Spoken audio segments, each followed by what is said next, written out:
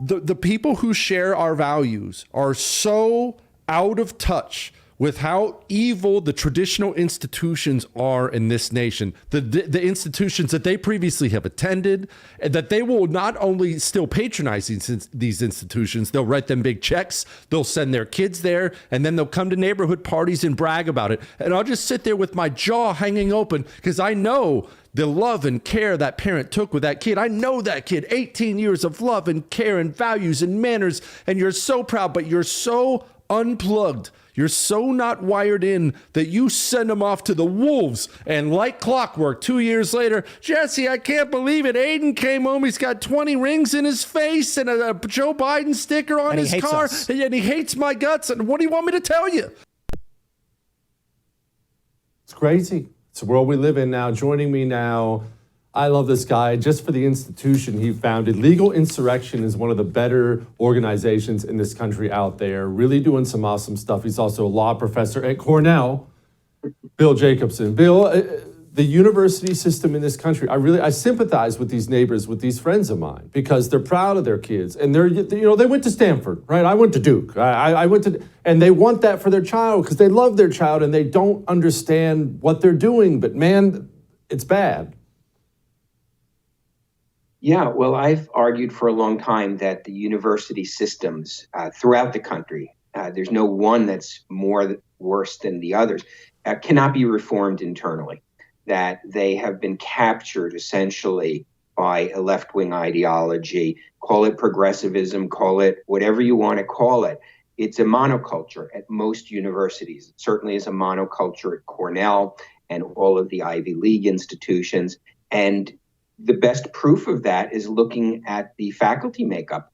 At Cornell, I think the Cornell Sun newspaper, 97 or 98 or 99% of faculty donations go to Democrats. I forget which group it was, did a survey of the humanities departments at Cornell. Only one out of about 100 was a registered Republican.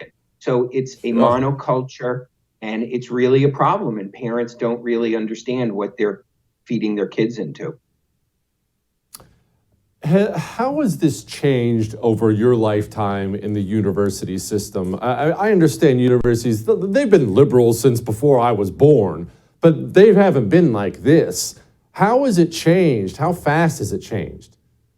Well, I've only been at Cornell 15 years. I was in private law practice before that.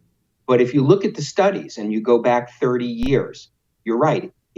Academia has always leaned left. So if you look 30, 40 years ago, it was about self-identified 60 to 40 liberals versus conservatives. If you look at the most recent data, which is only a couple of years old, it's something like 28 to 1 identifying as liberal versus conservative. And if you look at the youngest group of incoming professors, the ones who've been hired in the last 10, something like 40 to 1. So what's happened in academia is that the left took over the hiring and they only hire their own. I could never have been hired at Cornell if I had my website when they hired me. I didn't start it for another year. And that's just the reality of it, that if you look at all of Cornell University, 1,700 approximately faculty members, you could count on less than one hand the number who publicly identify as politically conservative. That's how skewed it is. So what's it like for you on that campus? Well, it's been a tough road for 15 years. Most of the time, up until the George Floyd issue and the Black Lives Matter, all of the attacks and all of the criticism came from off campus. Post George Floyd, it started to come on campus. So it's lonely. I guess you could say it's lonely. I am certainly the most openly politically conservative person in all of Cornell University faculty. And with that comes good things and bad. The good things is I end up being the faculty advisor to almost every right of center undergraduate group. Cornell Republicans, Cornell Review, Cornellians for Life, you can go down the list. I am their faculty advisor because I'm really the only one who's available. And let me tell you something, as disheartening as the overall picture of academia can be, there are great conservative students on Cornell's campus and on almost every campus. And they really, I mean, that's what keeps me going, is that the conservative students on this campus are phenomenal, great people, very courageous, and the sharpest people, because they have to defend their views every single day. If you're a liberal on this campus, you get patted on the back and everybody goes along with you. You're a conservative on Cornell's campus, you've got to be prepared to justify your position. So it's at one level hopeless, at another level, the conservative students on campus keep me going. One thing that concerns me a great deal is not just the infection of all this communist filth in the university system, it's that it's at our most elite universities. Cornell is just slightly above the community college I attended, Bill. It's Stanford, it's Cornell, it's Harvard. It's seriously, because these universities, Cornell produces senators, CEOs, presidents.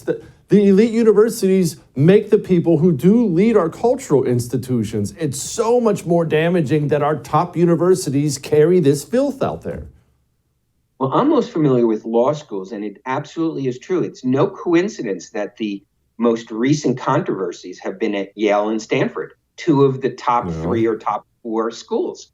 I think you're right. The more elite the institution, the more, for whatever the reason, intolerant students and faculty tend to be. I think that lower ranked schools tend to get more of a population of student who reflect the U.S., whereas the elite institutions tend to get students who went to elite undergraduate, who went to elite private schools, who went to, have been coddled throughout their lives. Not everybody, but a significant portion of them. So the higher the ranking is in U.S. news, the more likely, and Stanford and Yale law schools are the great examples, there's going to be a left-wing intolerance.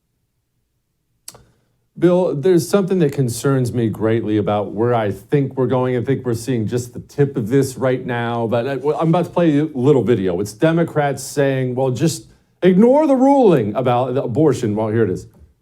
But are you taking it off the table that you will recommend the FDA ignore a ban? Everything is on the table. The president said that way back when the Dobbs decision came out. Every option is on the table.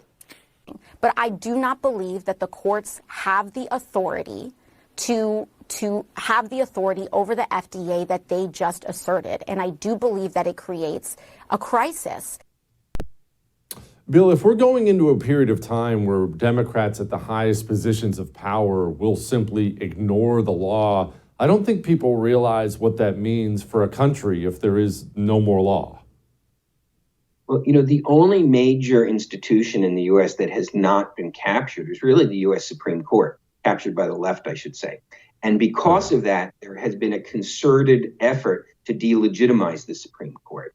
And so the fact that Democrats are constantly attacking conservative justices, sometimes physically attacking them, as happened with Justice Kavanaugh when there was an assassination attempt, is part of a plan that if they cannot control the Supreme Court, they will seek to delegitimize it. And so what you're seeing in those clips you played are Democrat attempts to delegitimize the one institution that is a block against their absolute power. And so that's not surprising. But yes, the difference between us and countries that turn into civil war is that there are checks and balances, and that no one party controls everything, and that the negative court decisions are respected. Certainly conservatives, we've had plenty of negative court decisions. In fact, probably more at the Supreme Court level than otherwise. But we respect those and we move on. And the fact that Democrats aren't is a pure power play to try to delegitimize the one thing standing between them and absolute rule. Yeah. Bill, I appreciate it. Come back soon. That was awesome. Great. Thank you very much. Take care.